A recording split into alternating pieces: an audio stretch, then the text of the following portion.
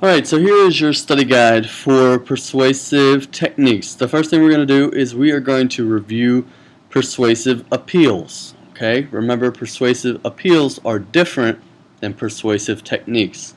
There are only three persuasive appeals, and they are ethos, pathos, and logos. Remember that ethos appeals to the credibility or character of a person. So if an ad is trying to make the person seem like a very good guy or a good lady, then that's ethos.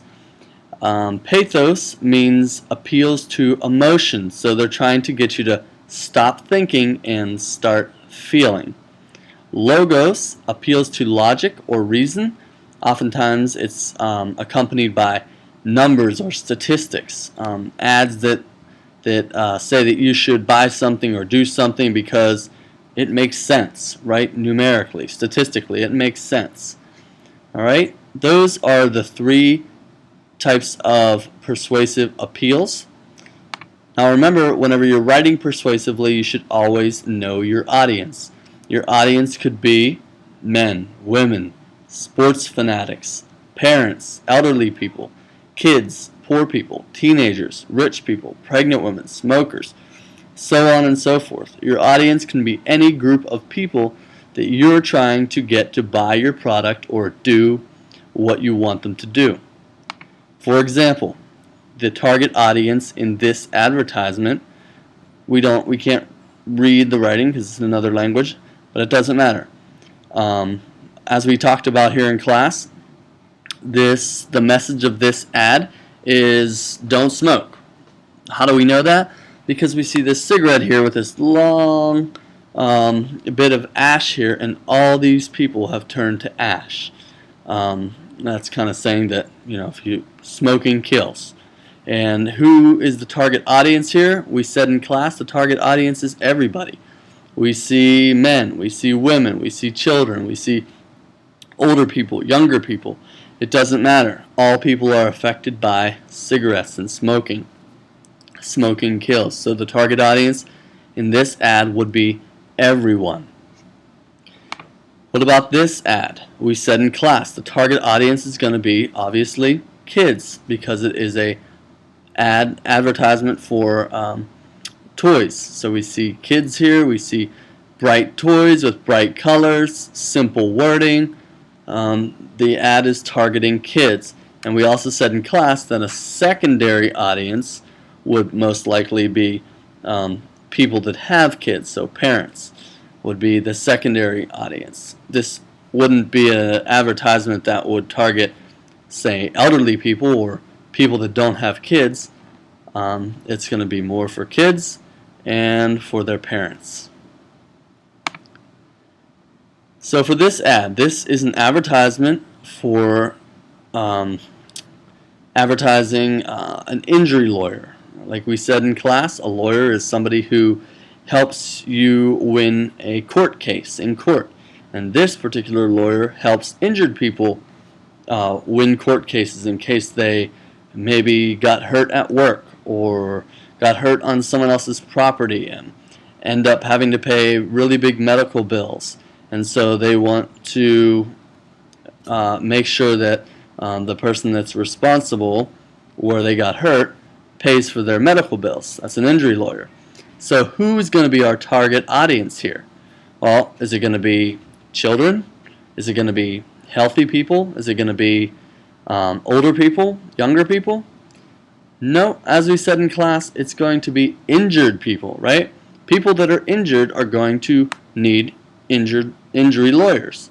So that would be our target audience here. This last one, this Ralph Lauren is a clothing company that makes different types of clothing. And we mentioned in class, our target audience here is going to be women who golf, right? We can tell by the wording golf here, the golfing glove, the visor here, the golf visor, and it has a woman on the front. So our target audience would be women golfers, right? This wouldn't be a great advertisement to advertise men's clothing or men's golf apparel if it has a woman on it and it says golf, and that wouldn't make a lot of sense. So you have to know your audience when you're writing persuasively. Okay, so we went over persuasive appeals. Now we have persuasive techniques, and there are a lot of them. We're only going to go over a few of them here. And persuasive appeals, and there's actually two missing here. I'll go over them at the end. Persuasive techniques, a couple of them here are bandwagon, patriotism, celebrity endorsement, bribery, and snob appeal. We also want to mention testimonial. And we also want to mention name calling. These were some other ones that we had talked about. Alright, let's take a look first at bandwagon. Bandwagon is the suggestion that you should join the crowd or be on the winning side by using a product. You don't want to be the only person left out, right? So you don't want to be this guy. An advertiser might say, like McDonald's, over 99 billion served. That means there are so many people that have eaten McDonald's. You don't want to be one of the ones who hasn't eaten it. So they kind of try to make you feel sort of bad, like you're not on the winning team. You are not on the bandwagon. You're left out. That is bandwagon. Okay, remember, these are persuasive techniques. We see this in advertising, in commercials, in print ads, and magazines.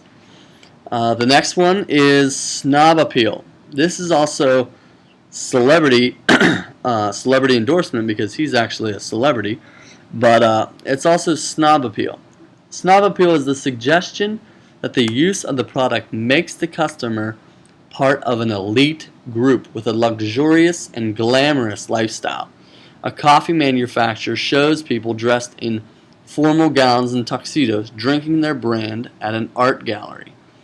So this is the technique that kind of makes you feel sort of like bandwagon, where it makes you feel sort of left out.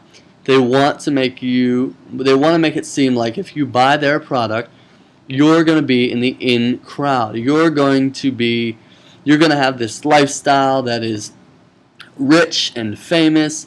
You're going to have these fancy clothes and these exotic cars, and you can have all this luxurious lifestyle, this really really rich kind of lifestyle if you buy their product.